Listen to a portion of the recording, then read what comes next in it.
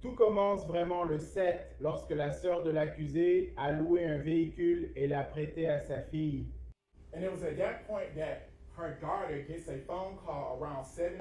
Hey, my bike has went dead. I need for you to come and pick me up. So what does she do? She goes. Elle va le chercher. Pendant qu'elle va le chercher, il dit « Laisse-moi emprunter la voiture.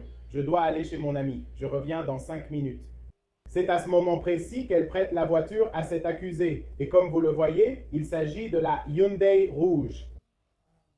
Et voici la voiture qui entre dans le parking au 44 rue Krog. Une fois que la voiture entre dans le parking, elle va reculer dans la place de stationnement à côté d'un Jeep Wagoneer de 2024. Ce Jeep Wagoneer est la voiture mentionnée dans l'acte d'accusation.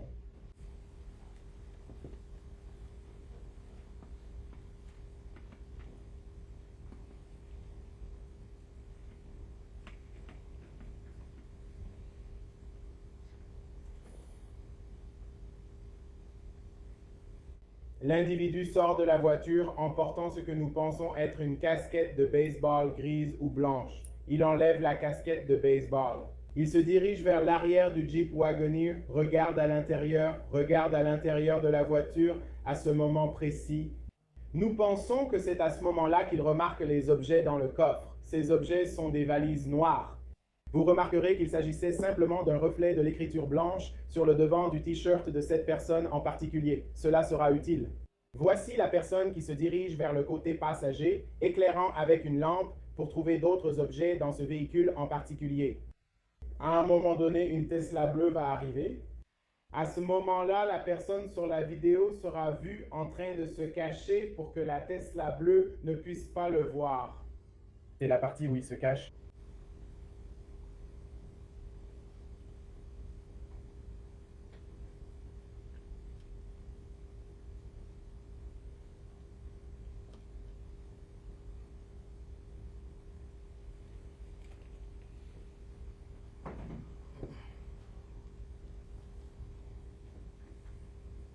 Encore une fois, il retourne à l'arrière.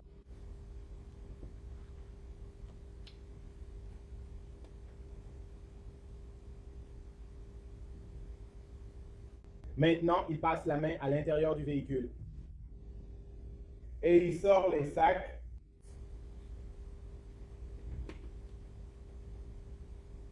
Il va ensuite côté conducteur de la voiture. Il monte dans la voiture et s'en va.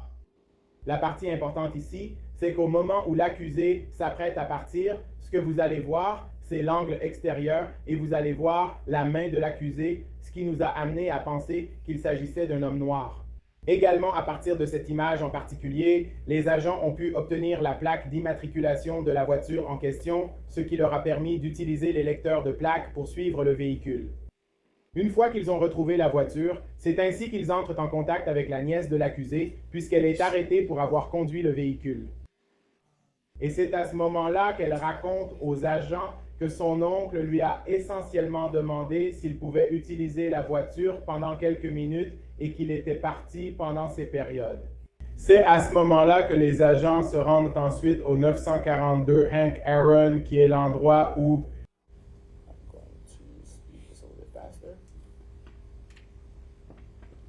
peu de temps après, vous verrez l'accusé arriver, que nous savons maintenant être l'accusé, arrivant à vélo et portant exactement les mêmes vêtements. Il a maintenant un sac à dos noir qui est l'un des objets qui ont été pris, qui a été sorti de la voiture. Il monte à l'appartement 13 de cette adresse précise où réside sa sœur. Juste un instant. Dans un instant, vous verrez ce même individu redescendre. Et c'est à ce moment-là que sa nièce nous dit qu'elle attend. Il l'appelle parce qu'il est agacé, car ses affaires sont dans la voiture. Il s'approche de la voiture rouge que nous venons de voir partir. Le parking couvert. C'est lui qui prend un des sacs. C'est sa nièce qui sort, qui quitte la voiture. C'est à ce moment précis que vous le verrez commencer à sortir les valises. Les valises que M. Grant et M. Blue auraient déclaré être les leurs, celles qui étaient à l'arrière du camion. Il monte les valises à l'étage et on n'a plus jamais revu ces valises. La partie importante qui nous permet de savoir que ces valises sont bien celles-là, c'est ce que l'accusé ne savait pas. Quand il a pris les valises, le MacBook Air et un MacBook Pro de M. Grant étaient à l'intérieur de la valise. Par conséquent, il y avait un suivi en temps réel des objets et de la valise. Ainsi, les objets vont être localisés au 370 North Ave à Hapeville, en Géorgie, qui est l'endroit où réside cet accusé en particulier. Et ensuite, les objets sont également localisés au 942 Hank Aaron Drive, qui est aussi l'adresse que nous venons de voir dans la vidéo. Et ensuite, ces objets ne sont plus localisés et c'est le dernier endroit où nous les voyons. Comme mentionné, le lendemain, la nièce de l'accusé est interceptée lors d'un contrôle routier et fait alors ses déclarations. Les agents procèdent à une perquisition sur les lieux en vertu d'un mandat de perquisition. Malheureusement, ils n'ont pas pu retrouver ces objets en particulier. L'accusé fait effectivement une déclaration aux agents dans laquelle il se qualifie lui-même de roi des voleurs d'Atlanta et il dit que quelqu'un est venu le voir pour lui dire ce qu'il y avait dans les valises. Cependant, sa nièce fait également une déclaration dans laquelle elle dit « J'ai eu un iPhone et j'ai eu beaucoup de chargeurs grâce à ça ». Les victimes auraient témoigné que leurs iPhones ont été volés et qu'il y a plusieurs chefs d'accusation. C'est la base de l'infraction d'intrusion dans un véhicule et d'intrusion illégale. En ce qui concerne les antécédents criminels du prévenu, le ministère public a effectivement déposé une notification de récidive dans cette affaire particulière.